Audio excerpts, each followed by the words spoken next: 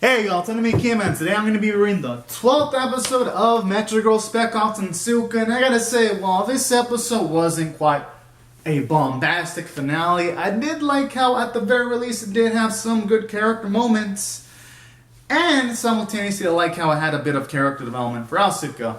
So I gotta give it props to that, because I like how now Asuka, she acknowledges that there's always going to be fighting, but that the only thing in life you can do is just keep on fighting in order to keep on getting through life. And I like how at the very least she kind of enjoys some of the finer things, like the appreciation from people like Naozomi and Sayako in regards to macho girls, and I like how she acknowledges that, makes stuff like that worth it at times. So I like this because at the very least it shows off.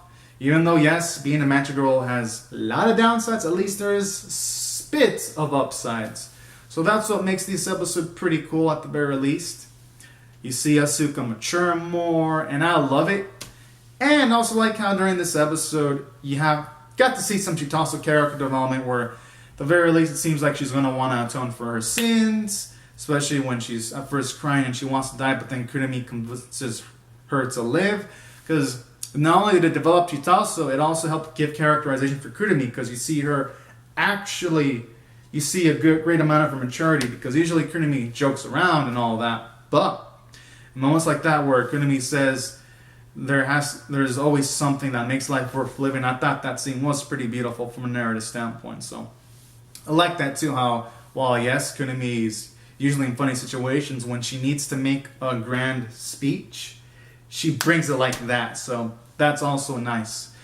And we got to see the other macho girl, the Chinese one, even though she didn't interact with any of the other macho girls. At least we got to see how she's doing. She's pretty much just doing odd jobs for money, like she said she would in a flashback. And that was nice to see, in that she also fancies women, and that got me pumped up, because of the action sequences were well animated, and we got to see her at least in a bit of action.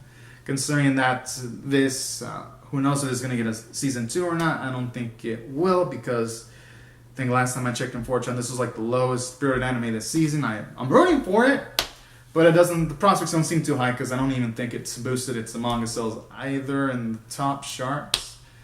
But who knows? Might be a surprise.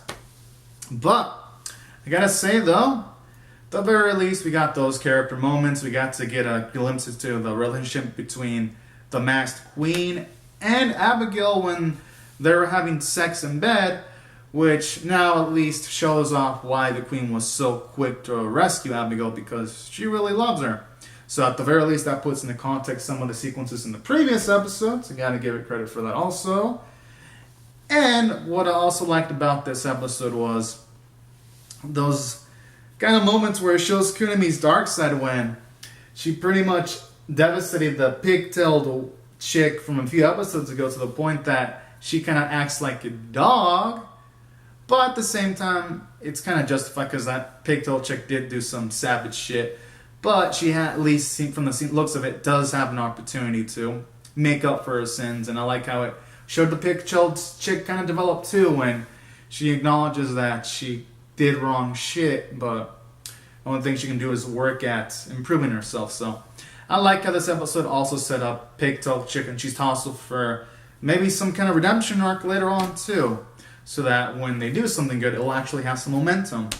And I like how Kurumi even told Chitasu that the only way you can atone for it is to save as many lives as she's claimed. So that was also another cool scene showing off Kurumi's maturity. So that's why I thought this episode did great from a character standpoint.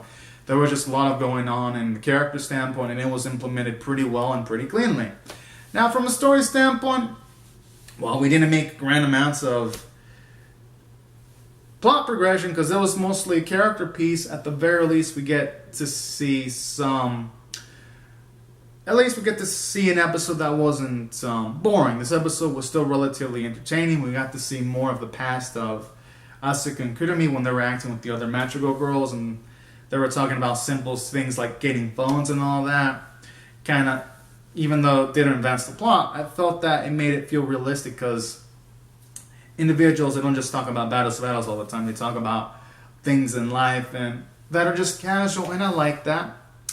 And I also gotta say, even though it we didn't get to see the Queen do anything, at the very least, if it does get a season 2, it looks like if it does, at the very least, there was some interesting setup done where they have the magical equipment that they're gonna use pretty soon that they sold from Tabura a few episodes ago. So at the very least, there was some setup.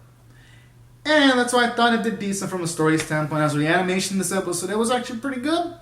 Actually, one of the better animated Magic Girl Spec Asuka episodes, because the action sequences, the few amounts that were in this episode, they weren't in still shot form, so gotta give it credit for that. And as for the music, there wasn't really much noteworthy OSTs in this episode, I gotta say, but it got the job done.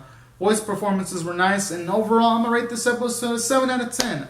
I'd say it was above average, this episode. And as for my thoughts overall on the series, I thought the series, it was fine. The only reason I'm not going to say it was good or really good or great was because it just felt like we have multiple setup, but we're not going to get the payoff of seeing who the Masked Queen is and all that, because there is so much hype behind that it felt like the series ended right before it could actually, get kicking, Now, as for the series overall, I enjoyed it, but when it comes to my recommendation, for anyone that hasn't seen the show yet, I'd say I would only recommend this for anyone that likes seeing dark magical girl shows. But let me preface it this way, though. I'd say watch it if you like dark magical girl shows, but here's the preface, though. Doesn't seem like there's going to be a season 2, so cannot recommend this to general audiences, at least the ones that prefer to have an ending to a show. So that might be a barrier of entry for anyone that wants to watch the show, but just a heads up. So that's why I only recommend this to people that really like magical girl shows that don't mind a show not having an ending, because for the most part it's entertaining, but that's gonna be a kicker for any ones that don't have as much appreciation for dark magical girl shows. And I cannot recommend it to y'all, since I like these type of shows. Obviously I enjoyed what I watched, and that's pretty much my thoughts. I thought it was fine, for sure. Now if a season 2 were to premiere, then I would say it'd be fucking good, because then we would probably get payoff towards who the masked woman is, and we would get some cool revelations and all that kind of jazz. But unless a season 2 premieres, then I'd just say it's fine. But if a season 2 premieres, then I'd probably bump it up to good. So anyways, guys and gals, these are just my thoughts on the episode and the series in general. Comment down your thoughts in the comment section below and how you felt about the show. Rate the video, subscribe, and I'll see you guys later if you subscribe for more. Alright, thank you so much for watching, everyone. Bye-bye.